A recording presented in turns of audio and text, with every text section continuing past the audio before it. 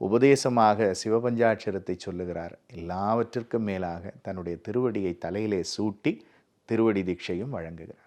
அந்த ஒரு உணர்வின் உச்சத்தில் அவர் இருக்கும் பொழுது எப்போவுமே பெருமான் செய்யக்கூடியதான், என்னை பாடு என்று பணிக்கிறார். நமச்சிவாய வாழ்க என்று தொடங்குகிறது அங்கே திருவாசகம். அதிலிருந்து அவருடைய பயணம் நம்ம வரலாறு பார்த்துருப்போம்.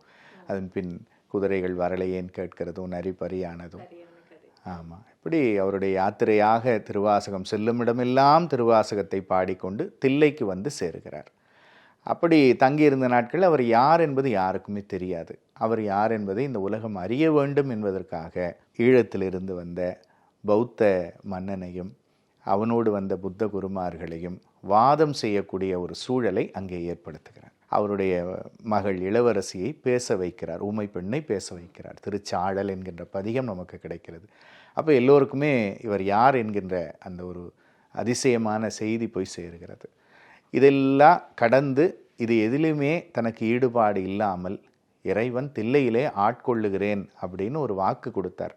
திருப்பெருந்துறையில் விட்டு பிரிந்த பொழுது ஒரு அசிரீரியாக நலமலி தில்லையுள் கோலமாறு தரு பொதுவினில் வருக என்று ஒரு வாக்கு கொடுக்கிறார். அதுக்காக காத்து கொண்டிருக்கிறார் மாணிக்கவாசக பெருமான்.